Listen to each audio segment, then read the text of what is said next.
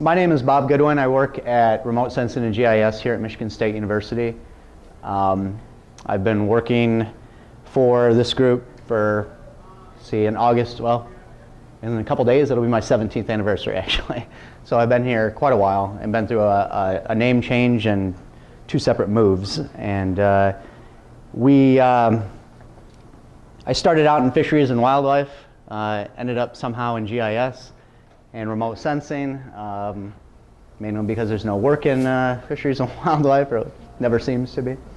Got a job working here after I finished my second bout at schooling in GIS. Working for us in GIS, which is a geospatial research and outreach group on campus. We're officially under the Department of Geography and the College of Social Science. We're a self-funded group, so all the money that comes in for us is used to pay our salaries and whatnot. We were established back the year I was born as a remote sensing project as part of a big fat NASA grant, and over years that sort of grant died away, refunded, died away, refunded, and went away altogether. Back in 2005, the university sort of moved us out of the funding cycle, so since then we've been on our own and soft money. We do a lot of work on campus, but we also do a tremendous amount of work off campus. And it isn't just about UAS, we do anything in geospatial services from just making pretty maps to trying to think some of the interesting projects we've been on. One of the really cool ones that I was on recently is featured on National Geographic recently. It was Drain the Titanic. I don't know if anybody saw that, but it's on YouTube, and we did the 3D processing for that. So pretty cool. It was on National Geographic not long ago. So we've been at this for a while, even though UAS is pretty new. I was working up north on a data collection project a few years ago in the spring, and I got a call that was a return call from the FAA telling me what I needed to do to fly UAS, unmanned aerial systems, drones, whatever you want to call them. I've embraced the term drones, even though you think of firing on people, so I'll probably call them everything throughout here. This gentleman told me the first thing I need to do is get the Attorney General to sign a letter that says that I work for Michigan State University and the university was part of state government. I thought this would be a simple thing to do. A year and a half later, we got that letter from the president of the university. Then we sort of filed the necessary paperwork with the FAA. They're called certificates of authorization. That took another year or so to get that straightened out, and we were finally able to do some real flying last year. So the road has been long, and we've learned a lot along the way.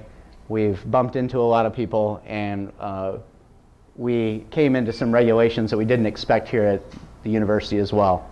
So we've had to work with general counsel and risk management and many other people here at Vice President of Research, for instance, Research and Graduate Studies here at Michigan State. So we started out with this very important letter that basically told the FAA we're ready to go.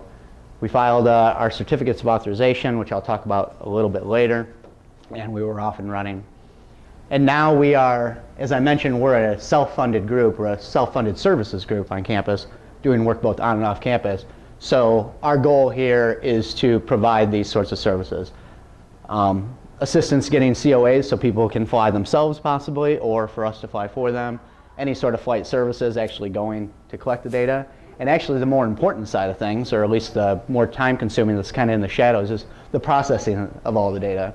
I was watching 60 Minutes one night with my wife, and they had Motorway Safer on there, and he was talking about drones, and they're flying the DJI Phantom, which is that red and white one you see on the news all the time. And Motorway Safer made a statement of, turns out any idiot can fly these. And so she looked at me and started laughing. Oh yeah, any idiot can fly. And I told you, these are really easy to fly. You program it in the computer, they go off, they fly, and you just watch it, make sure it doesn't fall, and make sure the voltage doesn't go too low, it comes back. But that's where the work begins, not ends. The work begins there of now processing all this data into something that's usable. I mean, there's some in the planning stage, but actually flying it is, that's cake. So, unmanned aerial systems, most of us have 2 views of these. little tiny things flying around and really big ones shooting people over across the ocean somewhere, right? So, and they can, there's the whole gamut. So you can buy something for $100 that is essentially a UAS that runs autonomously. You can buy it at Radio Shack, Best Buy, whatever you want to do. Or you can buy a Bat-3 from Lockheed Martin or whoever makes that one that's gas powered and flies for hours, right? So there's the full gamut of what you want to do. And I'm going to talk mostly about the ones that are fairly small. Okay, so like this one. This is a very small one. This is the 3D Robotics X8 Plus is what this one's called. It's an octo quad, what they call it. So it's got, the quad comes from the number of arms and the octo is the number of engines. So it's got 8 engines. And 8 engines, so it's heavy lift. Okay.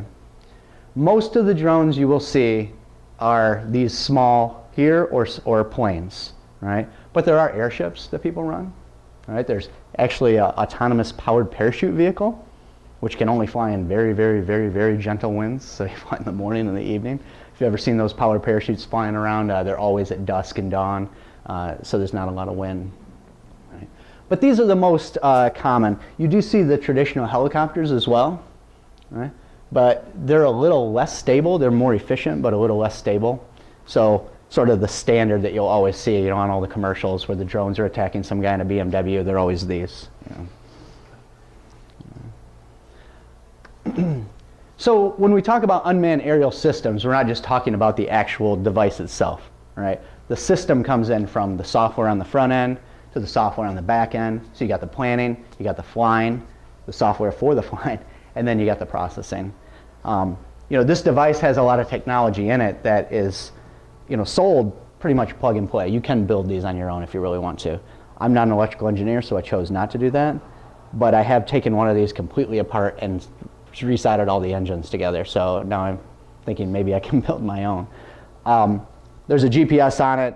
There's a radio here that talks to your ground station on your laptop or tablet. There is another radio up here that talks to your remote control. Right?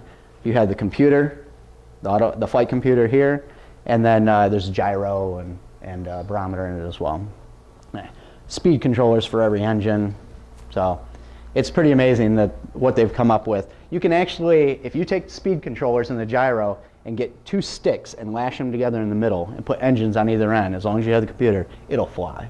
Because the computer tells it, well, if I'm going this way, make this engine go. If I'm going this way, make that engine go, and whatnot. So that's the flying part. The software in the front is for planning, and then there's the software here that you're seeing is for planning and for recording the mission. So you see, in this case, we were flying a plane on a windy day. It wasn't following our lines too well. We've had better luck with the quad than the plane.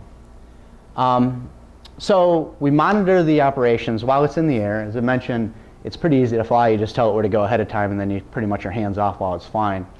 But you can look to see what's going on, so we can monitor that. And at any time, if it starts to do something funky, which it has done several times, one of the commands, there's a bug in the program, and we told it to hold an altitude. Instead, it said, I think I'm going to keep going that way at this speed and not stop. So you have the control, always have remote control in your hand. Just looks like a regular RC control. Switch it to manual control, fly it back, rechange. So there are things that go on, and you have to pay attention to that. And then if you're going to be collecting any data, especially imagery data, that's primarily what we're collecting in our group, although you can collect all sorts of things, or just fly it around for the heck of it, or take video, those number of things. We set out something called ground control. So we have points that appear on the images that we take that we GPS ahead of time. Right. And then we use software to compare those two to turn our images into essentially maps. So if you look on Google Earth and you zoom in, you go, oh, look, satellite view. When you're zoomed in and you see a lot of detail, that's almost never satellite imagery. It's almost always aerial photography taken from a plane that's seamed together, mosaicked and referenced, georeferenced. And in order to do that, we need these things. Right.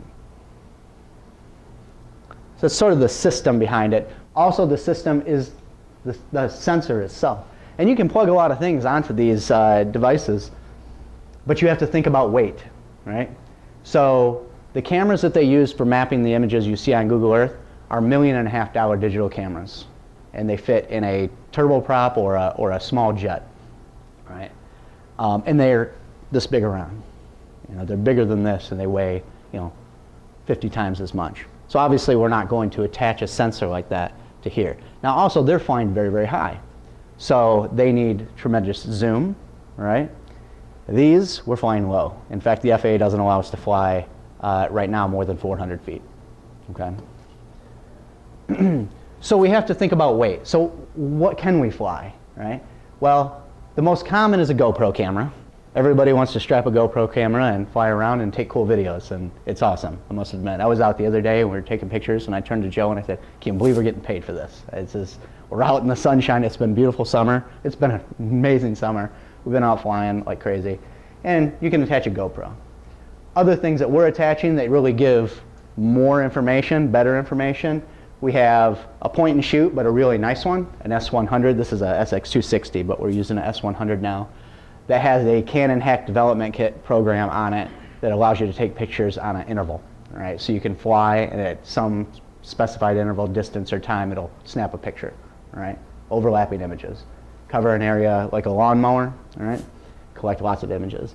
We have a near-infrared camera that's actually owned by a client that collects information in the green, red, and near-infrared, which is just beyond the red that we see, not heat, but we use that for vegetation discrimination. And we have this little teeny camera that's actually on here right now, and it's a thermal infrared camera, and it's got a little module on it as well. And this camera is very lightweight and not real high resolution. Most thermal cameras aren't, but very expensive. We can mount that as well. We're working on our mounts, trying to get them right. This is not the best one. We're getting some shimmy and shake, so we're working to try and improve that. We're working with the engineering department to do some things as well. But you can attach any number of sensors, and depending on what you want to do, well, those are the sensors you attach. There's somebody doing hyperspectral remote sensing, which is, if you think of red, green, and blue, they're doing hundreds of bands in each of those. So they might have 300 bands in the red and 300 bands in the green and 300 bands in the blue, because vegetation or whatever they're looking at might show up differently in a really very narrow spectral region. So those cameras are very heavy typically. So the ones that you can put on copters, the copters have to be huge to carry them, and they're expensive, and so we can't do that.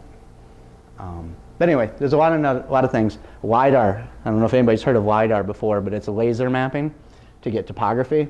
There's LiDAR instruments for drones right now as well, but again, they come from being big and now they're shrinking them way down, and so the ability to strap them on something like this is, the device has to be small and lightweight, so it's not nearly as capable, so you have to fly really low, and then you got to have a big hard drive available to store all that data coming on. So we're really at a time right now where there's a lot of research going into sensors, and I think all the research right now has been into the flying side of things, but in the next 10 years it'll all be on the sensors, and what can we actually do.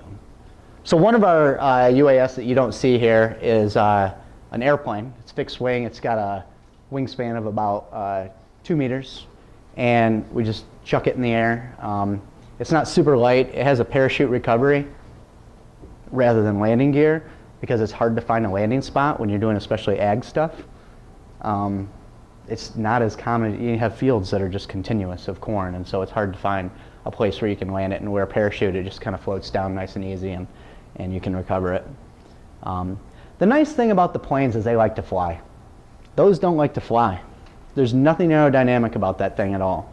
And if those engines stop, it drops vertical. It doesn't glide nicely down to an area, right? And therefore, it's very inefficient. For this thing to turn, all 8 of these motors have to do something.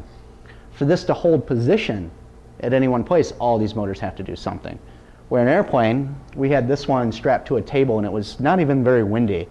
And well, we just had it sitting there, and it almost flew off the table because it's so aerodynamic and has a lot of lift with the wings. It's a glider, for crying out loud. This one, isn't going to go anywhere if the wind blows on it. So the nice thing about that, it being aerodynamic and wants to fly, is it flies for a long time. You put one battery in it that's smaller than this, and it flies for 40, 50 minutes. Nice. Cover a big area, map a lot of things. All right? So we use that for large area acquisition. But we have 2 of these. This is we have an X8 and an X8 Plus. This is the X8 Plus that I'm showing here today. We can only fly for 10 minutes typically. You're like, wow, 10 minutes, Mom? What use is that? It's a fair question. You can't do large area collection with these things. It just can't be done right now. The most expensive copters out there that are still somewhat manageable in size will fly for about 40, 45 minutes. They say they'll fly for an hour, but with payload, it's really more of 40, 45 minutes. That's still not a ton of time for something you're paying almost $100,000 for. All right, this one's $2,500. The ones that fly, 3 times as long are $100,000. So it's, right now we're flying a project for DuPont Pioneer. It's a seed company, and we can fly 20 acres on one battery with this. It takes us about 8.5 minutes. So it's, you can get a pretty large area. But the nice thing is it's agile, right? So I can move this where I can't a plane. If I'm working for a golf course and I want to image a green, I see all the greens, I can fly from green to green, hover, take a couple pictures, fly to another green, take a couple pictures, fly to another green, take a couple pictures. Planes have to sort of cover the whole area, take a lot of time, and you got to see more images together. We want to put insect catching devices on this. There's an engineering student that's 3D printing one for us right now. He's on V2, and it's going to stick out the front. All right. Well, you stick something out on a plane, and that's drag, and it's not gonna operate very well if you're trying to fly through the air quickly. And you can fly this slower, so there's less chance of image blur. All right. So all in all, these are much more flexible, but it's a give and take, time versus agility. So that's kind of what UAS are. Let's talk about who can fly it and who can't. So I want to talk a little bit about regulations. The FAA had UAS sort of thrust upon them. They're responsible for managing national airspace. And they never really thought that RC people would be a problem, and they weren't. They have their clubs, they have their little special little tiny miniature airports, and they fly around and have a good time.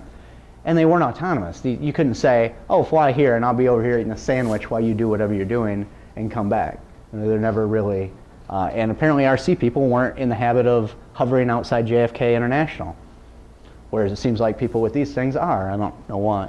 So when these things started growing, the government said, here, you take it, do something with it. You have to manage these things. The FAA is like, what? We don't want to deal with these things. It's a nightmare for them. You have to appreciate it's a nightmare. Everybody complains about the FAA, including myself. But it's a nightmare for them to integrate this. So what do? They put the clamps down. And they said no commercial use, period. And if you're a private pilot, anybody in here ever a private pilot? Anyone? No? Me either. When my father was a private pilot, you couldn't fly commercially. You have to actually have a commercial license. So they said, oh, these guys flying this, no commercial activity, period. But then the hobby people are like, hey, you can't do that. So they said, well, if you're a hobbyist, you can do this. You're like, oh, I'm flying over here for this company, but I'm doing it as a hobbyist. They're not paying me. Pay me that money. So it's kind of lame the way they're doing it right now, but they don't really know how to handle it. So no commercial use, must have a certificate of authorization, which means that you either have to be a public research institution, have a waiver of some kind, and they have granted some of those recently, or be a law enforcement agency to even fly. So if somebody right now that is flying and taking pictures and getting money from, they're doing so illegally, I'm not going to turn anybody in, because half of what people are doing, who cares? I'm flying down a river corridor for the Nature Conservancy, and that's illegal somehow. So it is what it is right now. You have to register UAS with the FAA, so our devices are. If you want to fly these things currently, this is current regulations, you have to pass the private pilot knowledge exam. And I remember my father, when he was taking it, he was, had this big thick book where he's reading through all the questions and trying to memorize the answers. And I remember him asking me these questions. I'm like, oh, carburetor icing, for instance. You got to know why a carburetor ices up in an airplane. He had to go through that. Well, I had to go through that too, as did my colleague, who's also a pilot in command now. So take the test, pay some money, prep for about 3 or 4 months. All right. You have to fly at or below 400 feet above ground level. And I guess that's because the lower limit that you can fly in an airplane is 500 feet. They want a little buffer there, although they're kind of flaky on that. You're not supposed to fly over buildings or high traffic roads, at which point I asked, what's a high traffic road? They said, if a car drives on it. I'm like, well, hell, are we talking 4x4? I mean, I don't know. So a lot of things I don't think of. a high trafficked road, a 2-track. Basically, they really believe, maybe not a 2-track, but certainly a forest road would fit into this. So I always adhere to all regulations. No flights over urban areas or people, okay? Unless those people are actively involved in the project, so you can't fly. So again, you see people flying over a common ground or something, or some concert, If they're doing it commercially for the concert thing, they're doing it illegally. Daylight operations only. Visual contact of UAS at all times. That's usually not a problem because we can't cover a big area anyway. But our plane will fly up to 22 kilometers away without us intervening. So we could fly here, if anybody's from Lansing around here, you could fly to Horrocks and back without us doing anything, which is on the west side of Lansing. Currently, we have to have a couple of observers along with a pilot in command in the field so we can surround it, and we all have to be talking on the phone or a radio and make sure, okay, just turn left, just turn right. There's a helicopter over here that's flying low. Maybe we should bring it down. All right, so we have contact. All of those are sort of general regulations the FAA requires. And then, in order to get your COA, you have to generate all this documentation of, if you lose link, what are you going to do? If an emergency occurs, such as the Blue Angels about to fly over, what are you going to do? Any other special circumstances you might have for that specific area. And a COA is specific to platform and area where you want to fly it. So for instance, we have a COA for that and South Campus. That doesn't mean we can take that and fly someplace else. All right, we have to have a new COA for that. Or we can't fly the plane on South Campus with that COA, but we have a COA for that too. Okay, so pretty restrictive, right? Yeah, go ahead. You mentioned the common ground example and said if they're doing that and selling the pictures, yes, that's illegal. That's illegal. They're not selling the pictures, they're not doing it for it's still illegal, right? Right. Pretty crazy, huh? And it's interesting because all the regulations that are out right now are really hurting the people who are doing it seriously and doing it for project. I mean, we're doing research and things. We're doing this for a good thing. Yet it's not applying to the people who are just buying one from Best Buy and decide to buzz a crowd at a concert. So theoretically, that's not illegal right now for somebody to do that. Now, the Congress said that we need to, that FAA needs to integrate these things into the national airspace by X and X date. Well, they missed it, of course, because of the government. But they sent out draft regulations for people to comment, a comment period, in which 99.9% of all comments were by the RC community, because they're basically making the RC community do everything else too. So they're like, you should not have all these RC people have to adhere to this. But a lot of the things that are bothersome are going to drop away, assuming these draft rules come to pass. All right. The first and most important, commercial use allowed. You can actually fly these things and make money from them. Okay. We don't have to now, when we do our COAs, think, what am I doing here? Am I researching the platform? Am I researching soybeans? Or what am I doing? All right. So now it doesn't matter. You won't have to have a COA. That takes 3 to 6 months to get, and it's specific to area and a platform, so that's a big pain in the butt, so we won't have to do that anymore. You do still have to register. You have to pass an exam, but now it's just going to be a specialty exam. What that's going to look like, I don't know, but my guess is you won't have to learn about carburetor icing like I had to. It'll be specific to UAS. It was kind of interesting to take that because you learn about aerodynamics and everything, so it wasn't useless, but. Flights to occur at or below 500 feet. Why they raised that under the 100 feet, I can't guess, because that lower limit of aircraft is 500 feet over rural areas, so I don't know why they did that. You will be able to fly over buildings and roads. You will be able to fly over urban areas and gatherings of people. It's almost like they said, nah, what the hell. Daylight operations only. I mean, think about it. I mean, they're not going to be able to keep people from doing it, so they probably said, whatever, I guess we'll deal with it at some point. Visual contact still, so that's required. But you don't have to have the extra observers, which means if you're the one flying it, you're going to have to follow it around and make sure that you see it. Right? And if you are within 5 nautical miles of a airport or heliport registered by the database they have, which is woefully out of date, you're going to have to get permission from them before you do that. My guess is 99% of people aren't going to do that. And there are certain airspace restrictions, such as flying next to JFK. All right. You won't be able to fly in certain airspaces that are very busy. And all this other requirement stuff sort of drops away. So this looks a lot better, right? So you say, Bob, next year I don't need you. I can go out and I can fly. I can get my operator's license. I pay $150, whatever they're going to charge me to do it, or $100, which a lot of people think is too expensive. And I can fly. I don't really have to. I'm good. I'm good to go. And that would be true. Right now, we have COAs for a lot of different places. Not a lot in the UP, but we have a lot of places down south. I actually was able to finagle a COA for East Lansing parks to use a thermal imagery to count deer. You may have heard that they found chronic wasting disease recently around this area. My guess is it didn't automatically appear in Meridian Township. It somehow got in. But my guess is they're going to want to find these deer and do something with them. And they want to open an archery hunt in East Lansing. In order to do that, they got to count them. But we have places all over that we can fly right now, and some of them we're actively flying, and others they're just sort of in our hip pocket in case somebody calls us on campus and said, hey, I have a research pod out at Clarksville Experimental Station, because Michigan State has just like properties all over the state that they're growing stuff and doing research on. So we sort of went that way. All right. So what's it really take to do this? This is where it kind of gets into not just the authorizations, but all the other stuff that's involved, and why it's sort of taken us a while to get up to speed. You have all the authorization, which took a very long time. And we talked about all those regulations.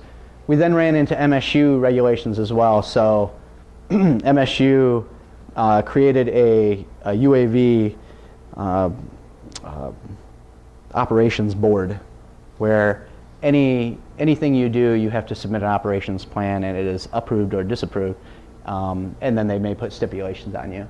That board has about 12 people on it from all walks of life on campus, and they meet quarterly.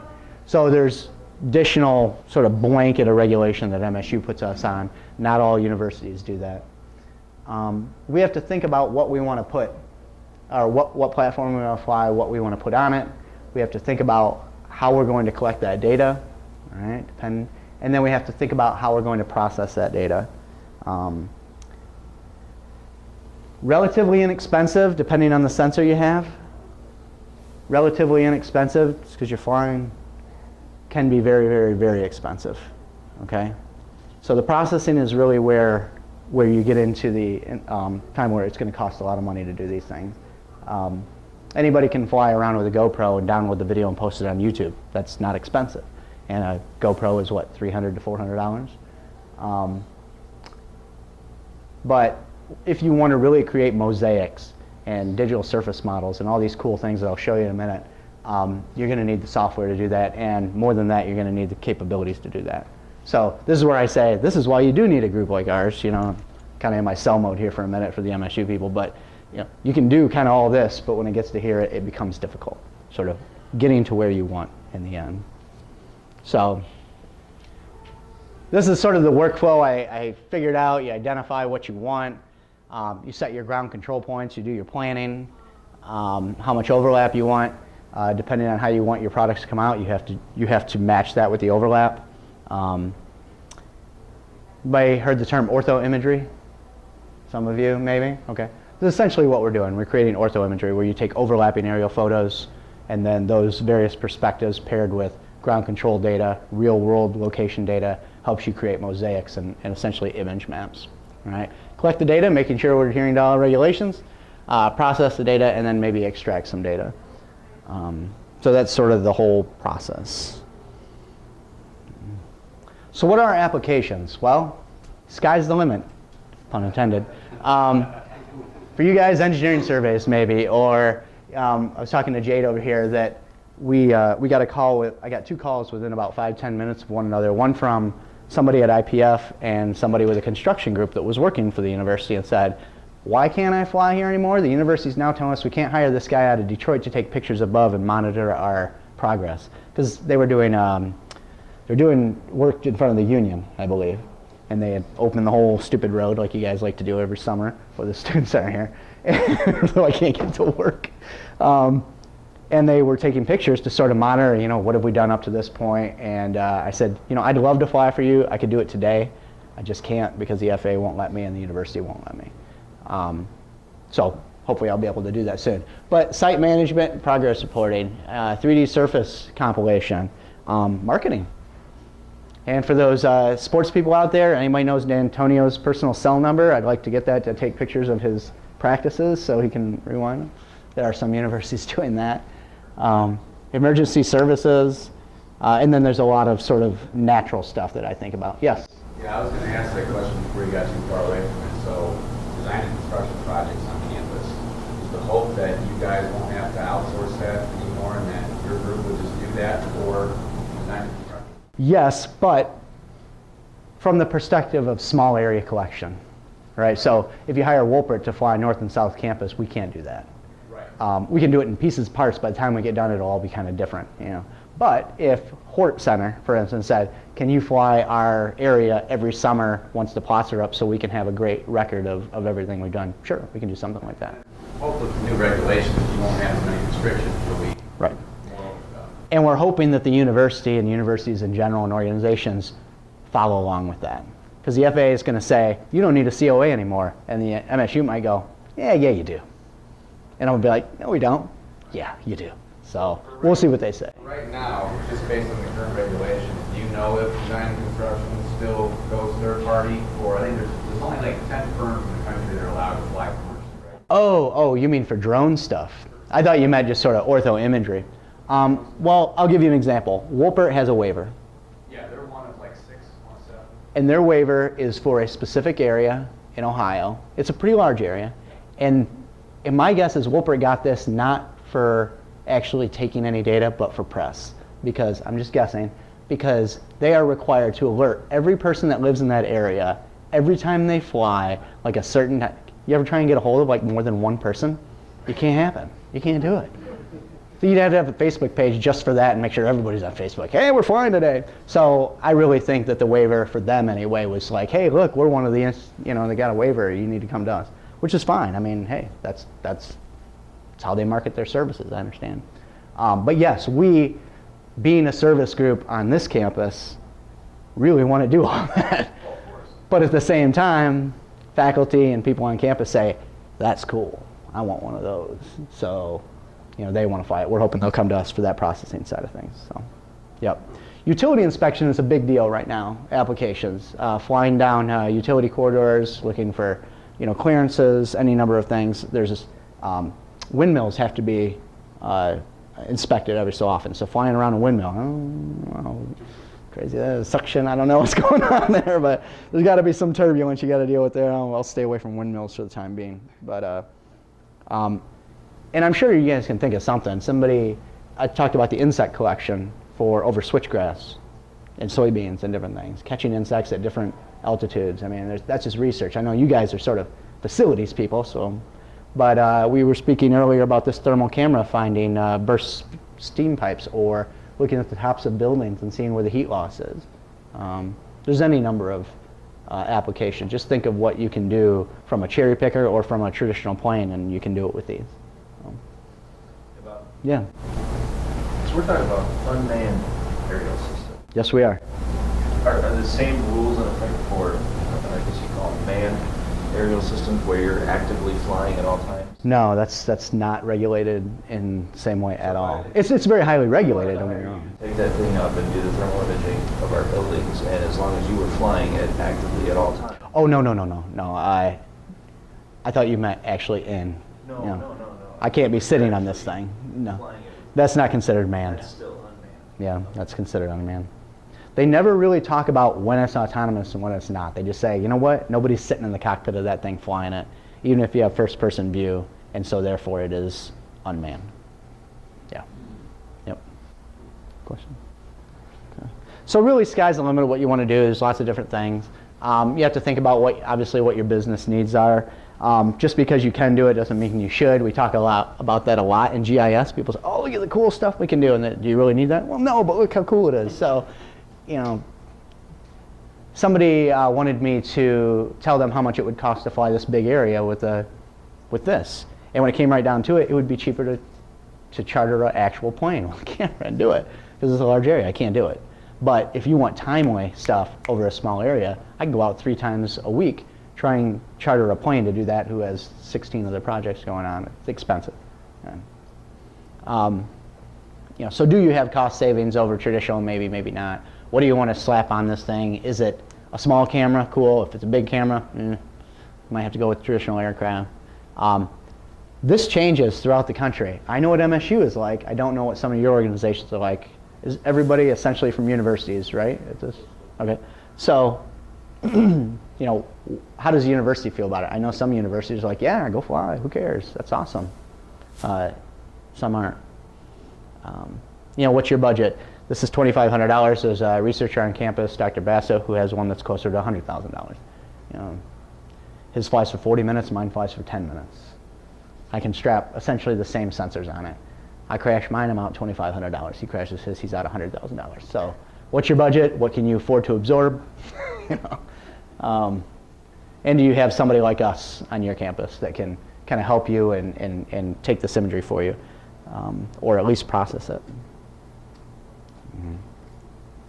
So that's sort of overview of UAS. I want to talk a little bit about what we've been doing so you can see some actual data. Up till about an hour before I came, we were processing, and so I have some stuff in ARC here that I'll show you. That's pretty cool. But this is the kind of stuff that we want to provide. It's the data collection, it's the data processing, it's the planning, any number of things. We started out last year with a small bit of money from AgBio Research here on campus. Trying to think what they used to be called. But they basically sponsor research all over the state to do, look into different things. And so we did switchgrass biomass stuff, we did soybean disease stuff, chestnut estimation, forest species identification, and we were less than successful because we didn't really know what the heck we were doing yet. So everything was blurry because our mounts weren't coming out. We didn't necessarily have the right sensors. We know a lot about traditional remote sensing, but not a lot about how to deploy these. We've gotten better. We hit the ground running this year, only to have our first copter go out of commission for a little while, about a month in the middle of the flying season. So that's why we bought another one, so we can have a reserve now. But we've learned a lot. We learned a lot from this project in terms of how to deliver products that are much more accurate and precise, how to remove all the blur and everything. But from the little bit we did, we were able to see the potential. Right. So we flew over a switchgrass area. We didn't fly enough overlap for the program to get everything. But we were able to fly with an infrared camera to get some imagery that then can be converted to a NDVI, Normalized Difference Vegetation Index map that kind of shows the greenness of imagery. And you guys don't really care about that kind of stuff, but same deal over here, only that was with Dr. Basso's copter and his sensor. We were able to process some data from that project. So one of the projects we're working on this year, and actually it's been a 3-year project so far, and we just keep doing different scenarios, is investigation of turf grass. And we've flown this now with thermal imagery, near-infrared imagery, and natural color. The near-infrared is still being processed. But this is a thermal image, and looking at it, you wouldn't really know what the heck it is. It's this area right in here of this field, and the yellows and the whites are the things that are much hotter, right? And the purples and the blues are cooler. So you can look at this turf, which is pretty continuous across here, and see hotter areas. Those are the areas either the grass is dying or it's not in as good a health, and so it is not evapotranspiration is lower in the hotter areas. And this camera is so, I wish I'd have put this I forgot about this image. We were standing underneath the copter as it was thermal imaging just to see what it would look like, because it's cool. And I see Joe, my colleague, in there, and then he's gone, but it's almost like he was standing underneath it. I saw his footprints, and I realized it was his shadow on thermal. He was gone, but the shadow was there because it's measuring temperature, not sun, right? Like, oh, that's cool. Then we look at the next frame, and his shadow was a little less, and the next frame, his shadow was a little less until it disappeared. So the turf was cooler, obviously, where his shadow was casting, and eventually heated up to be the surrounding. So that was pretty cool. So we're hoping that the turf will be able to, say, take a picture of a green and say, wow, here are your problems in the green. You need to jump on this. I don't know what the problem is, but there's something going on out there. We can do natural color for other reasons. These were images that we took for the Hancock Turf Center so they could do marketing and put a nice picture on the wall. All right. We can create, this is our first 3D model from this, and it's not good. We didn't take enough imagery, and there's some blank spots and everything. But you can get an idea of what you can do. These are switchgrass plots that are about this high above the ground, or maybe a little higher, arranged on South Campus. And you don't need LiDAR for this. If you've ever seen LiDAR topography, this is pretty much what it does. But as long as you have different perspectives and overlapping imagery, you can create a 3D model from imagery alone and from a Canon point-and-shoot camera. Well, we then flew it over Hancock, and this is one strip. So I just said, go out and get something. We got to see if this works. So they went out, got it, came back, processed it, and we have a precise digital surface model, essentially, from just the aerial photography. And this was taken with a GoPro camera, believe it or not.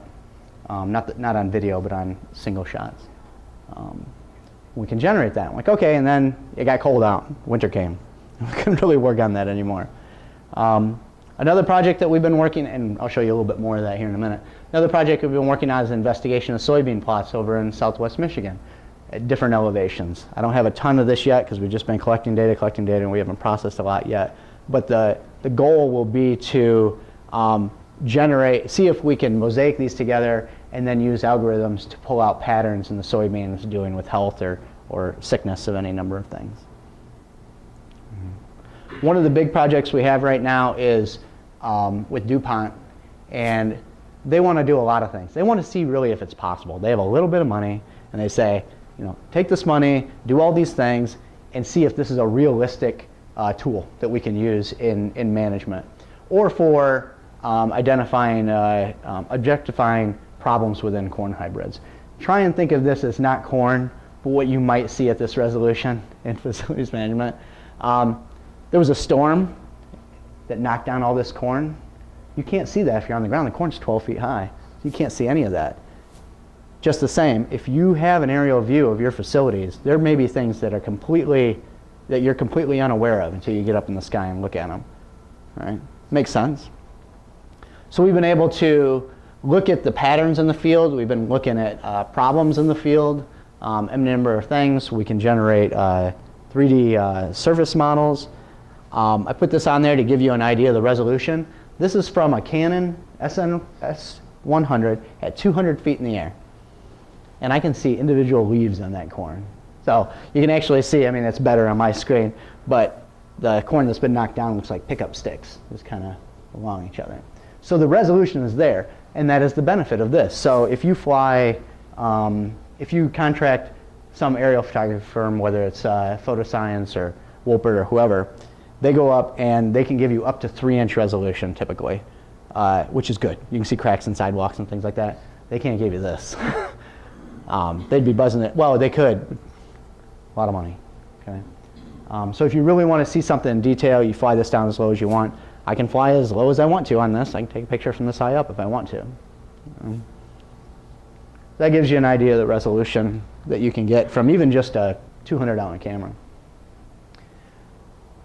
When you fly, a log gets created in the device, and using the software that we have, you can export that to KML files that you can view in Google Earth. You can see the tracks, all right? It has information related to elevation, GPS, all different things.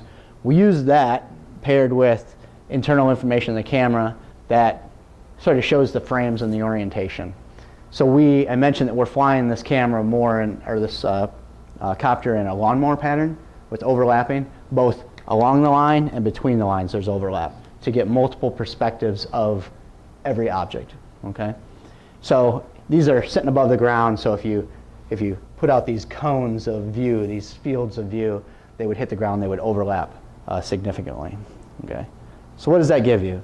It gives you the ability to create a surface model. This doesn't look like much, again, because I'm looking at a low relief area. But precise surface models are very important, especially in areas that have very little relief, right? If you got mountains, you know which way the water's going to flow. If you have a crown in a road that's ever so slight, if you don't capture that precision, you won't know which way the water flows. And I believe with pairing this with RTK GPS, we can create surface models that will model almost as well as LiDAR surface flow over roads or, urban land of any number of things. Now this is just from overlapping photos. I think that's Joe. No, that's me because I'm holding the laptop, and that's Joe.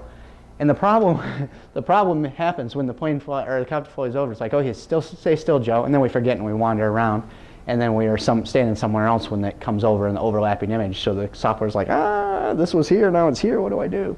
So there's some things to think about there. But apparently we stood, still enough, long enough for it to capture us. This is a rock pile that is captured very, very well, considering it's just not from LiDAR or anything. And this is the ditch at the same place. This was just flown on the 11th. Wait, what's today? Is that yesterday? This was flown yesterday.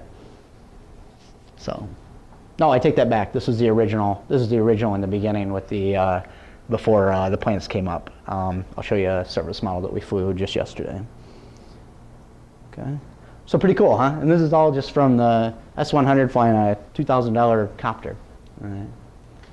So what's next for us? Well, we have to adapt to the new regulations from the FAA. Near as I can tell, that will be okay. It will be less restrictive for us, and we'll be able to do a lot more things. Everybody will be able to do a lot more. Hoping to push for regulation change. We have really good relationship with the folks over at General Counsel and VP's office. So I think that we'll be able to sort of maybe guide some of that discussion, and we won't have to be more restrictive than the FAA. That's all I care about. I'm okay to be as restrictive as the FAA. I just don't want to be more restrictive necessarily. We need to continue to fine-tune our processing workflows. It's really, it is a science, and we just need to do more of it. And I think by the end of this summer, we'll be cruising. I already know how to process all the regular imagery. I've been doing that for more than a decade. This is a little flakier, so you have to do a few other things to it, but we're working on that. Hopefully looking to do more research on campus, but also move beyond that to business applications, such as, Jade calling me up and say, Bob, can you come over here and fly around Sparty? We're digging up a bunch of stuff, and we want to have a pre and a post and maybe a image in between, something like that. Right? Rather than driving out the cherry picker and getting it out and not really having the angle you want. One of the missions we did with this copter is I programmed this in to go up to 350 feet below my ceiling, and I tilted the camera and I took a picture every 2 seconds as I went around and focused on the Hancock Turf Center. And I took 100 pictures all around the Turf Center. So now they have all these pictures that they can use in their promotional materials or for whatever they want.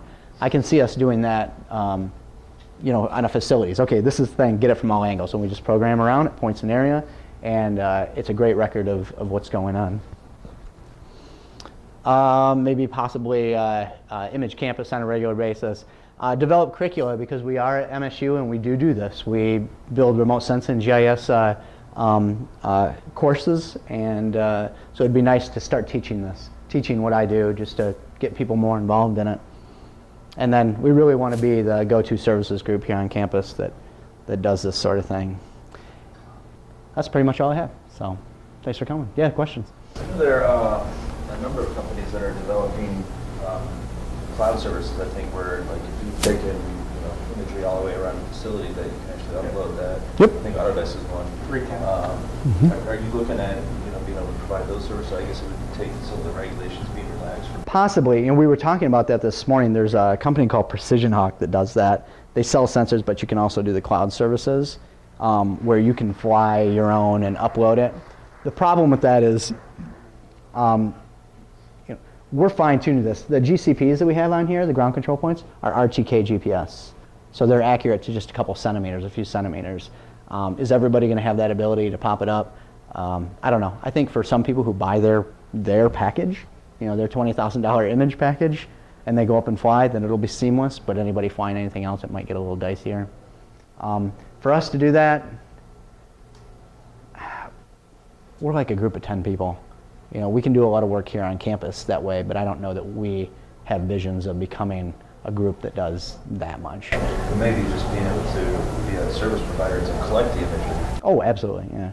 Yep, yeah, we'd like to collect. I mean, and for a lot of people, we'd like to process too, but yeah. I get 2 questions. Yeah. How fast can you change the battery out? Is that 8-10 minutes of flight? So every time we change the battery out, of course, we have to turn it off, and we have to disconnect and reconnect the copter and rewrite the waypoints. So sometimes our missions are multiple batteries, if it's a big area, and it takes us maybe 5 minutes each time we change, if that. And that's mostly because every time we land, we tighten these props. Every time you land after a mission, must tighten props. Remember when I said we were down for a month? One of those wasn't tightened, apparently. And they don't even tell you that. I mean, we tighten them all the time, but this day we didn't, I guess. And so you tighten them, you got a little, wrench on sight, and tighten them, we change the battery out, we rewrite the waypoints, reconnect, and we're up in the air like that. It just, 5 minutes max, I would say. So you can do it quick. This thing can fly pretty much as fast as you want it to as well, but a plane, if it flies faster, doesn't nose into the wind. For this thing to fly faster, it has to tilt and zoom. All right, so if you're flying at 3 meters per second, you have a tilt that's about like that. You're flying at 6, it's about there. You're flying at 9 or 10, it's there. All right. Depending on the wind. If it's really windy, I'm afraid this thing's going to try and fly so fast it's going to overcompensate. Or it's going to be windy and then a gust will catch and then it'll flip and do crazy things. And when this sensor's on here, that's like a $7,000 sensor, I'm a little nervous, to be perfectly honest, and it doesn't belong to me. So if we crash it, we have to replace it. How loud is it operating? I'm sorry? How loud is it? How loud is it? Depends again how windy it is. Isn't that funny? Because if it's really working hard to stay where it needs to be, especially if it's in loiter and it's really windy, you hear it sounds like a swarm of bees. But if it's calm, you almost don't hear it once. Really bad for me to tell you, I'm half deaf. So I don't hear it very often. My colleague says, oh, it's beeping and it's 100 feet away. I'm like, whatever, dude, I can't hear it beeping. Okay. But it's not obtrusive, It's not a big deal. It's not like a jet engine, yeah. The GPS device that you have on there, is that strictly for telling the drone where it is and where to go, or can you then also apply GPS information to the imagery so that you have an exact... So theoretically, you can use that GPS, but right now that NEMA stream is going into the computer that tells it where to go. And that's all this one does right now. But you can add another GPS, which we can right on the front. We've done that for the thermal camera. Our harness kind of had some problems with it, so we have to rewire that. But we can set another GPS that's specifically just for that. But at the same time, this writes to a log file and tells you when it is and where it was at any time. And if you have your timer set on your camera, it'll balance those and say, oh, this picture was taken then. I have a log, oh, right here. So there's ways of getting around that. But that's a great question, yeah. What are some of the software programming modifications that you can make to sort of, I want to call it out-of-the-box programs? To do what? To make it fly at however you want it to fly? So the program we actually use for the planning isn't expensive at all. In fact, it's free. It's called Mission Planner, and there's another one called Droid Planner, and it's open source. So you can alter it if you have somebody on site that can do that. But as it is right now, you can tell it to do all sorts of things. I can tell this to start with a takeoff to go to a certain altitude, and I can tell it to end with a land. And all I have to do is turn it on and switch it to auto and step away, and it'll take off, fly, land without me intervening, except to disarm it when it's at the end. So I have to disarm it with the remote. You can tell it to stop, drop, look this way for a little while, look that way for a little while, go up, look this way, yaw that way, any number of things. Change its speed going to the next waypoint, spin around really fast. I mean, you have tremendous control over it, which is another great thing in the rotorcraft versus a plane. I mean, a plane can't spin in midair. If it does, you're in trouble, I think. Yeah. Which next plane are you? It's called the AeroMapper. It's built by a guy in Ontario, which is a whole other problem. If you buy a UAV from out of country, it's not a good thing. but it's based off of the, you can get on the website, just type in AeroMapper, but it's a Typhoon, E-Typhoon I think it's based on. So it's based on a radio control glider, which doesn't even have an engine on it. It's kind of cool. Guys toss it off the mountain and they fly this thing all over the place. It's cool. He put an engine in it and it flies pretty fast and pretty well. Did you look at the Trimble unit? Yeah, the Trimble unit's about $65,000, $75,000. Yeah. That one was, ours is like $9,000. But that includes the software for post-processing. Yes, it does, but it's not, that's a very expensive solution, just let me tell you that. I mean, before going to the Trimble solution, I would go to the EB, which is a SenseFly product. The two units look almost identical. It's very similar and it's a lot cheaper. Okay. Yeah, I mean, I would go there. We've kicked around the idea of going to that, but we're gonna have to find somebody to pay for it first. My boss won't buy that on spec. What would you use for the processing software then? We use Pix4D, which is what everybody uses right now, almost everybody, and we rent it. We don't buy it because it's expensive. It's like $15,000 if you buy it, but you can rent it monthly for a lot cheaper. So we rent it for the time we're flying in the summer, and we don't rent it when we're not flying. So, yeah. Well, I'll stick around for a little while if anybody else has any questions, but thank you. Appreciate it.